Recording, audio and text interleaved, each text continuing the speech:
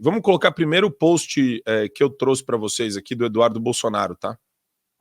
Ele traz aqui uma matéria do Metrópolis falando o seguinte, ó: AstraZeneca admite à justiça efeito colateral raro na vacina da Covid. E o Eduardo ele coloca, ó: se foram tão baixos a ponto de assassinar pessoas para lucrar, certamente serão igualmente repugnantes para vender um aquecimento global para igualmente poderem lucrar com as novas tecnologias que eles próprios elaboram. E o Eduardo, ele traz uma questão que é fundamental, né? Como a gente é constantemente bombardeado por interesses escusos, interesses privados que chegam para a população na forma de, sabe, justiça climática, justiça social, justiça sanitária, né? Atenção e zelo pela vida. E eu queria começar ouvindo a Júlia a respeito disso, porque a retratação não existe desses mesmos órgãos de imprensa, Júlia. Eu quero voltar um pouquinho à época da pandemia, aquele momento caótico, aquela loucura. À época, Marco, eu era deputada distrital aqui e tinha momentos assim que eu pensava assim, será que só eu estou enxergando essa manipulação toda? Porque era um consórcio, né? Era a grande imprensa, era Ministério Público, era boa parte da justiça, eram sindicatos, então estava todo mundo ali organizado para não deixar as coisas acontecerem. Eu lembro da batalha que foi para a escola pública voltar aqui no Distrito Federal. Né? A privada já tinha voltado, a pública ficou muito mais tempo depois. Não preciso nem falar para vocês da distância que se agravou entre os alunos da rede privada e da pública. Né? A disputa que foi também para as pessoas terem acesso à vacina, toda a organização dos grupos de interesse. Mas eu me lembro perfeitamente quando a gente correu o risco sério aqui no DF de ter passaporte vacinal.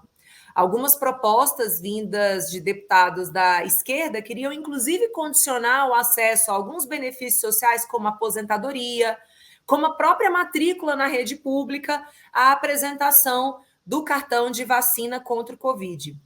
E todas as vezes que eu levantava, né, as questões, os riscos que a gente já via que eram bem óbvios, né, que existiam, principalmente quem se conectava com uma literatura distante assim da média da imprensa, já recebendo alguns relatórios da Europa, e muitos médicos brasileiros excelentes se debruçaram a fazer uma análise e um estudo bem sério sobre os dados já levantados à época. Era espantoso que todo mundo estivesse aceitando essa ditadura, né? Como que pode a gente aceitar que, por meio de uma lei, a gente seja obrigada a ter determinado medicamento colocado no nosso corpo, né? Mas é isso que as pessoas estavam aceitando, estavam se submetendo por medo e principalmente porque foi imposta uma ditadura do silêncio em que não podia se discutir os possíveis malefícios da vacina. E aí, Marco, eu, à época, chamei uma audiência pública na Câmara Legislativa, ela foi um sucesso, a gente teve a participação de muitos médicos do grupo Médicos pela Vida, que, inclusive, gosta muito de você também, vai fazer um evento em São Paulo, se não me engano, em outubro. E a nossa audiência foi retirada do ar 16 horas depois. O YouTube derrubou, e por causa dessa audiência eu passei aí um ano, um bom tempo, assim, apanhando da grande imprensa, porque eu era também chamada de negacionista, contra a ciência, né? Como se ciência não se fizesse a partir da dialética, né? De tese e antítese. Não, a ciência no Brasil ela foi alçada ao status de um deus, algo que não se pode questionar, algo que é infalível. É como se a ciência fosse imutável, como se a gente não tivesse mudanças ao longo dos estudos e dos experimentos, né? Então, foi muito bizarro esse período, mas que, para mim, evidenciou o quanto a população brasileira aceita cabresto, o quanto é fácil dominar as pessoas. Basta soltar medo que todo mundo aceita. Aceita perder direito, aceita perder liberdade. Comerciante aceita ver o seu comércio fechado, a mãe aceita ver o filho fora da escola, e por aí vai. Agora, é óbvio, né, que muita gente ganha quando você tem um medicamento imposto pelo Sistema Único de Saúde.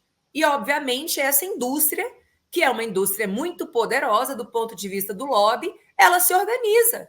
Ela se organiza para se proteger dessas notícias que começam a sair agora, e saem lá na Europa. Mas eu duvido muito, muito mesmo, que a gente tenha um debate amplo aqui no Brasil, porque ainda existe esse estigma.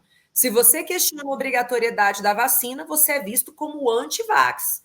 Você é visto como alguém que nega a ciência. É muito fácil colar um selo, porque existe pouca coragem no Brasil, infelizmente, e pouca capacidade crítica também. Então, não vão pedir desculpa para o ex-presidente Bolsonaro.